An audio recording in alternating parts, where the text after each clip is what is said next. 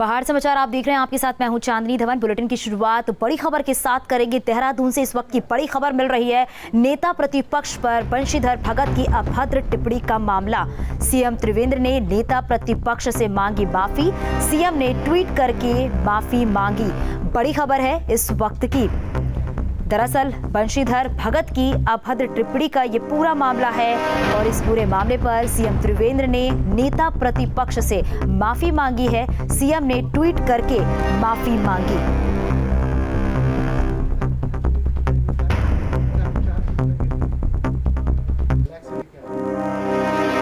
CM Trivendra Singh Rawat ने tweet करके लिखा है कि आदरणीय इंदिरा हृदयेश बहन जी, आज मैं अति दुखी हूं। इसके साथ ही महिला हमारे लिए अति सम्मानित और पूज्य है। मैं व्यक्तिगत रूप से आपसे और उन सभी से क्षमा चाहता हूं जो मेरी तरह दुखी हैं। मैं आपसे व्यक्तिगत बात करूंगा और पुनः क्षमा याचना करूंगा। तो सीएम त्रिवेंद्र सिंह रावत ने माफी मांगी है। ट्वीट करके उन्होंने क्या कुछ लिखा है ये आपको बताया। उत्तराखंड बीजेपी के अध्यक्ष बंशीधर भगत के बयान पर उत्तराखंड नेता प्रतिपक्ष इंदिरा हृदयेश ने भी पलटवार किया है। नेता प्रतिपक्ष ने कहा है उनको इस बयान से बेहद कष्ट पहुंचा है। पीएम मोदी और बीजेपी के राष्ट्रीय अध्यक्ष जेपी नड्डा को इस बयान का संज्ञान लेना चाहिए। प्रदेश के अध्यक्ष भारतीय जनता पार्टी के बंशीधर भगत ने अमर्यादित अशिष्ट भाषा मेरे लिए प्रयोग की है। मुझे उससे बहुत दुख और कष्ट हुआ है, क्योंकि किसी पार्टी का प्रदेश अध्यक्ष पूरी पार्टी का प्रतीक होता है, प्रतिनिधित्व करता है। और प्रदेश का अध्यक्ष अगर इस तरह की भाषा बोले तो मैं मानती हूँ कि ये मातृशक्ति का भी अपमान है। भारतीय जनता पार्टी की सरकार को और देश की सरकार को, प्रधानमंत्री और राष्ट्रीय अध्यक्ष को इसका नोटिस लेना चाहिए और बंशीधर भगत से इसका जवाब देना चाहिए। उत्तराखंड बीजेपी के अध्यक्ष बंशीधर भगत के नेता प्रतिपक्ष पर दिए बयान पर कांग्रेस ने बड़ा पलटवार किया है। उनके बयान को लेकर कांग्रेस सख्त नजर आ रहा है। कांग्रेसी ने कहा है कि उनकी जुबान से पता चलता है कि वो बुजुर्गों और महिलाओं का कितना सम्मान करते हैं। इस बात को कहा था कि बंशीधर भगत जी ओछे बयानों से बचें। जिस तरह का बिलो द बेल्ट रिमार्क करना वो शुरू कर दिया है, वो लोकतंत्र के लिए एक स्वस्थ परंपरा नहीं है। इससे पहले भी उन्होंने अपने नेता के लिए ये कहा था कि वो कहते हुए पाए गए थे कि मोदी मैजिक खत्म हो चुका है, विधायकों काम पर लग जाओ। मोदी के नाम पर जितना वोट मिलना था वो जनता दे चुकी, अब मोदी के नाम पर वोट नहीं मिलेगा। आपको अपने नेता के लिए जो भी बोलना है बोलिए, लेकिन हमारे नेताओं के ऊपर इस तरह की टीका टिप्पणी या इस तरह की शब्दावली नाकाबिले बर्दाश्त है। आगे बढ़ेंगे। उत्तराखंड के ऊंचाई वाले इलाकों में भारी बर्फबारी हो रही है। लगातार हो रही बर्फबारी से लोगों को परेशानी हो रही है, लेकिन यहाँ प्राकृतिक सौंदर्य का अनोखा नजारा देखने को मिल रहा है।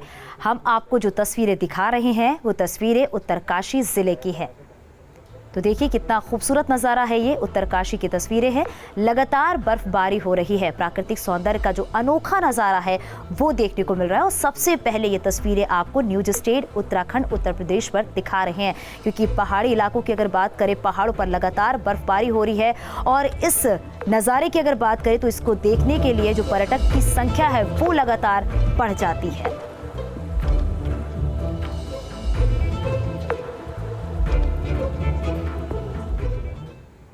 और बड़ी खबर मिल रही है उत्तरकाशी से। उत्तरकाशी में भारी बर्फबारी, गंगोत्री यमुनोत्री समेत कई ग्रामीण लिंक मार्ग बंद। कई गांवों में विद्युत आपूर्ति भी ठप हुई है, क्योंकि बारिश होने की वजह से, बर्फबारी होने की वजह से विद्युत आपूर्ति जो है वो ठप हुई है। कई गांवों में बिजली जो है वो प्रभावित हुई है, क्योंकि लगातार बर्फबारी हो रही है। तस्वीरें भी लगातार आपको दिखा रही है। बर्फबारी होने की वजह से गंगोत्री यमुनोत्री समेत कई ग्रामीण लिंक मार्ग जो है उन्हें बंद कर दिया गया है, क्योंकि जगह जगह बर्फ की मोटी चादर जो है वो नजर आ रही है।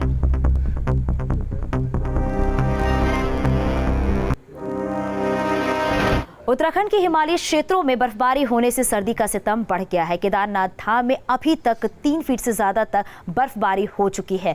आपके टीवी स्क्रीन पर 2 तस्वीरें हैं। पहली तस्वीर केदारनाथ धाम की है, जहां बाबा केदार की नगरी पूरी तरह से बर्फ की सफेद चादर से ढकी हुई है।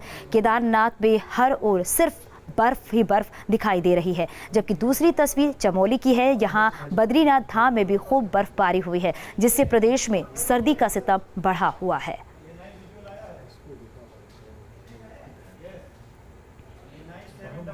मौसम विभाग की भविष्यवाणी बिल्कुल सही साबित हुई है। रुद्रप्रयाग के हिमालयी क्षेत्रों में बर्फबारी तो निचले क्षेत्र में बारिश हो रही है।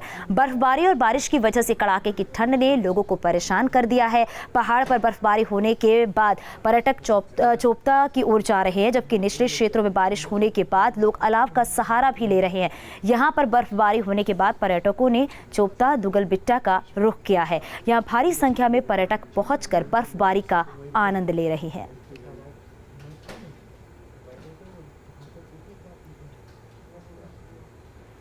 आगे बढ़ेंगे। दिल्ली के डिप्टी सीएम मनीष सिसोदिया ने एक बार उत्तराखंड मदन कौशिक को डिबेट को लेकर चिट्ठी लिखी है। सिसोदिया ने एक और पत्र जारी कर आज दिल्ली में चर्चा के लिए मदन कौशिक को बुलाया है।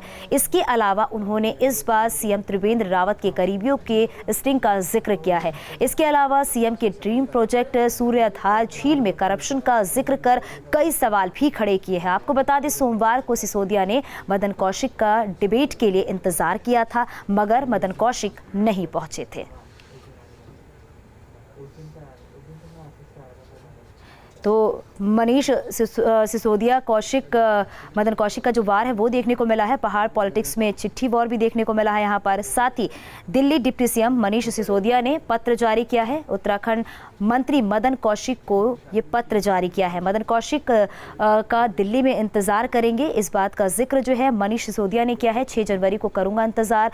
रविवार सोमवार को उत्तराखंड दौरे पर थे मनीष सिसोदिया। सोमवार सुबह IRDT ऑडिटोरियम पहुंचे थे दिल्ली के डिप्टी सीएम और अपने सामने मदन कौशिक की लगवाई थी कुर्सी। 40 मिनट तक कौशिक का इंतजार करते रहे।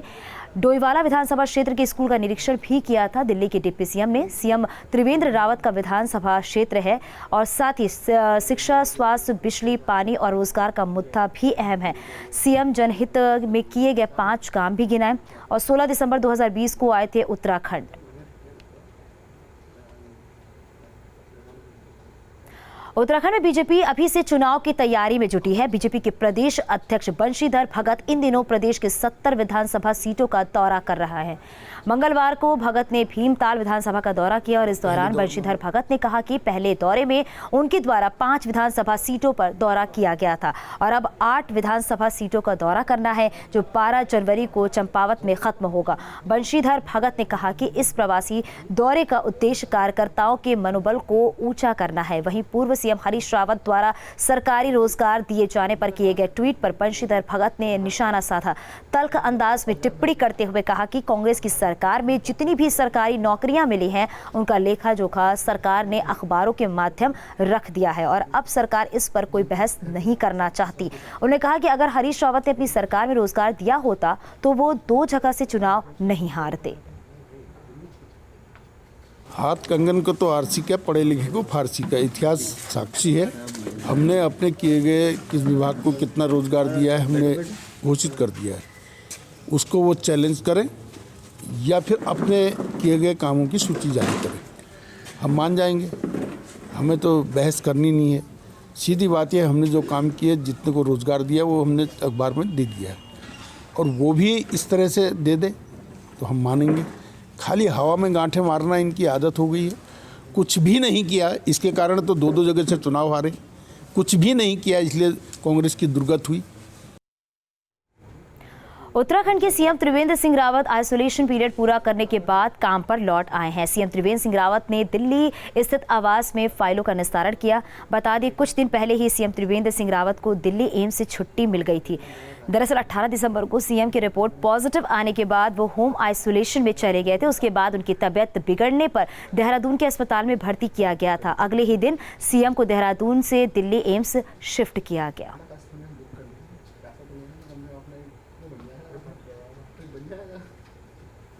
आगे बढ़ेंगे। पूर्व सीएम हरीश रावत का बड़ा बयान आया। उन्होंने सोनिया गांधी और मायावती को भारत रत्न देने की मांग की है। हरीश रावत ने सोशल मीडिया में पोस्ट के जरिए भारत रत्न देने की मांग की गई है। उन्होंने ट्वीट किया है कि सोनिया गांधी को भारत की नारी गौरवशाली स्वरूप माना जाता है।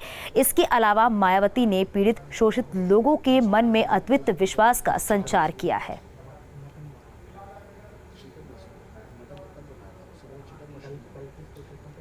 कांग्रेस कार्यकर्ताओं ने चमोली के जोशीमठ मुख्य चौराहे पर विरोध प्रदर्शन किया है। आपको बता दें 21 दिसंबर 2016 में तत्कालीन कांग्रेस ने जोशीमठ विकास खंड को ओबीसी का दर्जा दिया था। अब कांग्रेस का कहना है कि केंद्र सरकार के द्वारा निर्धारित ओबीसी कोटे में लोगों को आरक्षण दिया जाए ताकि स्थानीय युवाओं को रोजगार मिल सके।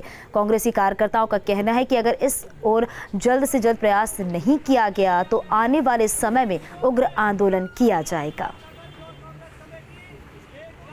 कांग्रेस पार्टी ओबीसी पिछड़ा हुआ जो हमको 21 दिसंबर 2016 को कांग्रेस सरकार ने राज्य में 14% का आरक्षण दिया था, उसके बाद अभी तक बीजेपी सरकार ने केंद्र में इसको शामिल नहीं किया है। इस कारण आज कांग्रेस पार्टी इसका घोर विरोध करती है। मुख्य सचिव ओम प्रकाश ने मंगलवार को सचिवालय में कोविड-19 के वैक्सीनेशन की तैयारियों की समीक्षा की और मुख्य सचिव ने अधिकारियों को दिशा निर्देश दिए कि वैक्सीनेशन की गाइडलाइंस के अनुसार सभी तैयारियां सुनिश्चित कर ली जाए। उन्होंने निर्देश दिए कि वैक्सीनेशन का पूरा प्रोसेस हर किसी तक पहुंचने के लिए इसका प्रचार प्रसार किया जाए। इसके साथ ही कोल्ड चेन, लॉजिस्टिक की व्यवस्था और टीकाकरण स्थलों की निगरानी के लिए भी अधिकारियों की तैनाती सुनिश्चित की जाए। मुख्य सचिव ने कहा कि टीकाकरण स्थलों में इंटरनेट कनेक्टिविटी सुनिश्चित की जाए।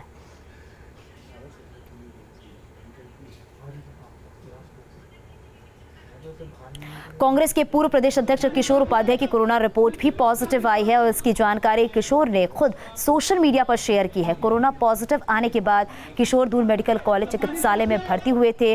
उनकी सीटी स्कैन में फेफड़ों में हल्का संक्रमण पाया गया और इसके अलावा उन्हें बुखार व हल्की खांसी भी है। उन्हें अस्पताल के वीआईपी वार्ड में भर्ती किया गया है। आगे बढ़ेंगे। उत्तराखंड में नर्सिंग भर्ती प्रक्रिया के मानकों में संशोधन के लिए सीएम त्रिवेंद्र रावत ने आदेश जारी किए हैं। सीएम ने स्वास्थ्य सचिव अमित नेगी को कहा है कि मानकों में 30 बेड के अस्पताल में 1 साल के अनुभव की शर्त को हटाया जाए। आपको ये भी बता दें कि इस मामले पर नर्सिंग के छात्रों ने पूर्व सीएम हरीश रावत से भी मुलाकात की है। हरीश रावत ने कहा था कि शासन ने यह गलत फैसला लिया है और इन मानकों में बदलाव होना चाहिए क्योंकि पहाड़ में 30 बेड के अस्पताल नहीं है। तो वहीं सरकार के इस फैसले से नर्सिंग के छात्रों में भी आक्रोश है। देखिए, नर्सेज का जो भर्ती की जो विज्ञापन निकला उसमें जो 1 साल 30 बेड वाले किसी भी अस्पताल में सेवा का अनुभव और उसके साथ फॉर्म 16 की अनिवार्यता, इसके कारण राज्य के लगभग 95% बच्चे बाहर हो रहे हैं। और ये बेहूदी एक शर्त जो है, ये मुझे लगता है कि राज्य के बच्चों के साथ एक षड्यंत्र करके कुछ छोटे दर्जे के नौकरशाहों ने ये बेहूदी शर्त थोपी है। और अगर इसको हम देखेंगे कि आजकल हाल ही में 9 राज्यों में इसी तरह के विज्ञापन निकले हैं। हर राज्यों ने ये सुनिश्चित किया है कि केवल और केवल उनके प्रदेश के बच्चे और कोई भी उसमें उन्होंने सेवा का अनुभव वाली शर्त ने रखी है।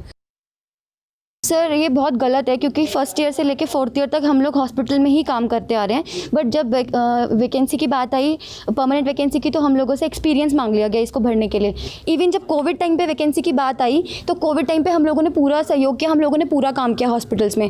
लेकिन जैसी परमानेंट वैकेंसी की बात आई तो फिर हम लोगों को मतलब सीधा एक्सपीरियंस मांग लिया। तो कोविड पे क्यों नहीं मांगा हमसे एक्सपीरियंस? तब क्यों हमसे काम करवाया? काम तो वही करवाया ना हमसे। उस टाइम पे भी वही काम कराया, अभी भी हम वही काम करेंगे। इवन उस टाइम पे हम ज़्यादा काम करते थे क्योंकि कोविड पेशेंट्स थे उस टाइम पे। और यहाँ रुकेंगे छोटे से ब्रेक के लिए, जल्द लौटते हैं।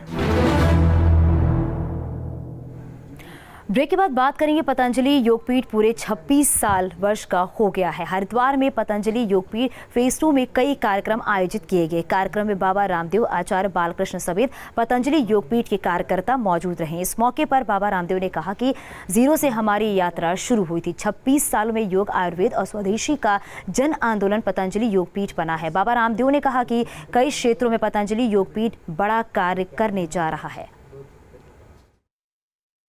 विदेशी उपनिवेशवाद है, इससे भारत को मुक्ति दिला करके एक आर्थिक और सांस्कृतिक गुलामी से भारत को मुक्ति दिला करके आर्थिक और सांस्कृतिक आज़ादी दिलाने की दिशा में और प्रखरता के साथ हम आगे बढ़ेंगे।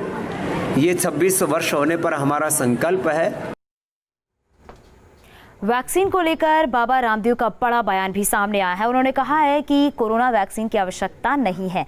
रामदेव ने कहा कि फिट लोग वैक्सीन को लेकर आपाधापी ना मचाएं। कम इम्यूनिटी वालों के लिए वैक्सीन ज़रूरी है, लिहाजा स्वस्थ लोग वैक्सीन के लिए इंतज़ार करें। योग गुरु ने स्वदेशी वैक्सीन बनाने के लिए वैज्ञानिकों को बधाई दी है। वैक्सीन में ना तो गाय का खून है, ना सूअर की चर्बी है।